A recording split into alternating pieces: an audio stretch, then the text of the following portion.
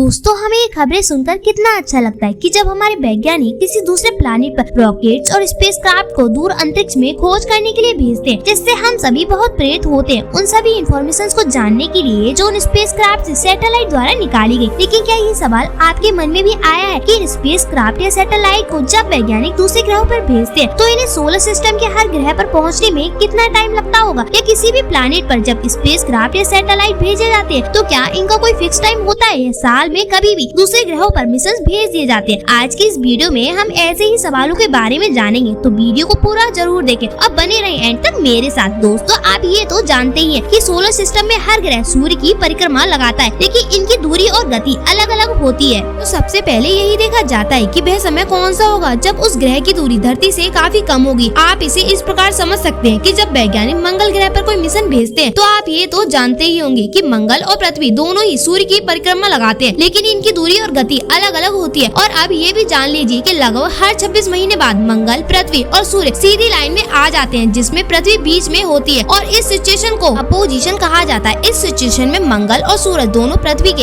एकदम विपरीत दिशा में होते हैं। इस समय मंगल और पृथ्वी की दूरी सबसे कम होती है, इसलिए इस पीरियड में बहुत से मार्स मिशन भेजे जाते हैं, क्योंकि इस टाइम मिशन भेजने से ट्रेवल टाइम और खर्चा कम हो जाता है और फ्यूल भी कम मात्रा में लगता है। लेकिन हमें किसी दूर ग्रह पर रॉकेट भेजना हो तब हमें उसके पाथ का भी ध्यान रखना होता है कि कहीं वह अन्य ग्रह के ग्रेविटेशनल इन्फ्लुएंस में ना आ जाए। और जैसा कि मैंने आपको पहले बताया कि कोई भी ग्रह अपने फिक्स्ड पोजीशन में मौजूद नहीं होता। हर ग्रह टेंस ऑफ किलोमीटर पर सेकंड की स्पीड से लगातार सूर्य का चक्कर लगा रहे होते हैं, इसलिए किसी भी रॉकेट को एक इलिप्टिकल ऑर्बिट में लॉन्च किया जाता है। इन इलिप्टिकल ऑर्बिट्स को होफमैन ट्रांसफर ऑर्बिट कहा जाता है। इसलिए ऐसा नहीं होता कि किसी भी रॉकेट को कभी भी अंतरिक्ष में भेज दिया जाए। लॉन्च का भी फिक्स डेट और टाइम होता है, क्योंकि ये सब कैलकुलेशंस पर आधारित होता है। जब किसी रॉकेट को इलिप्टिकल ऑर्बिट में लॉन्च किया जाता है तो उसे इस प्रकार भेजा जाता है कि जब वह रॉकेट अपने टारगेट पॉइंट पर पहुंचेगा तब वहां पर वह ग्रह भी पहुंच जाएगा जिस पर रिसर्च करने के लिए किसी स्पेसक्राफ्ट या सैटेलाइट को रॉकेट द्वारा भेजा गया है। अब आपको ये समझ आ ही गया होगा कि किस प्रकार रॉकेट को लॉन्च किया जाता है और साथ ही लॉन्च के दौरान किन बातों का ध्यान रखा जाता है। चलिए अब समझते हैं कि हमारे सोलर सिस्टम के अलग अलग ग्रहों पर पहुँचने में कितना समय लगता है। तो सबसे पहले आता है हमारे सोलर सिस्टम का सबसे पहला ग्रह, जो कि सूर्य के सबसे नजदीकी ग्रह है, मरक्यूरी यानी कि बुध। इसकी दूरी हमारी पृथ्वी से 91 मिलियन किलोमीटर है। इस ग्रह पर मिशन काफी कम किए गए हैं, क्योंकि इस ग्रह पर स्पेसक्राफ्ट और सैटेलाइट को भेजना काफी मुश्किल होता है, क्योंकि अगर कोई रॉकेट मरक्यूरी की तरफ भेजा गया है तो इस बात की काफी संभावनाएं होती है कि सूर्य की ग्रेविटी उस रॉकेट को अपनी ओर खींच लेगी। इसलिए इस ग्रह पर किसी रॉकेट को भेजना है तो रॉकेट की स्पीड को बहुत तेज रखना पड़ता है। साल 1974 में मॉरिनर 10 नाम की एक सुपर प्रोब को मरक्यूरी पर भेजा गया था और इससे हमारे वैज्ञानिकों को काफी कुछ जानने को मिला था। इस पर पहुँचने में लगभग 106 दिन का समय लगा था। इसके बाद दूसरा ग्रह आता है वीनस यानी कि शुक्र ग्रह। इसकी दूरी हमारी पृथ्वी से 41 मिलियन किलोमीटर है। इस पर भेजे गए हर स्पेसक्राफ्ट को अलग अलग समय लगा था। ऐसा कहा जाता है कि कोई भी स्पेस प्रोब को वीनस ग्रह पर पहुंचने में लगभग 150 दिन लगते हैं। तो चलिए अब बात करते हैं मंगल ग्रह की, जो हमारे सोलर सिस्टम का चौथा ग्रह। इसकी दूरी हमारी पृथ्वी से 56 मिलियन किलोमीटर है। इस ग्रह पर पहुंचने में लगभग 8 महीने का समय लगता है। अगर हम मार्स पर किए गए मिशन को देखें तो कुछ मिशन को पहुँचने में कम समय लगा तो कुछ को बहुत ज्यादा समय लगा।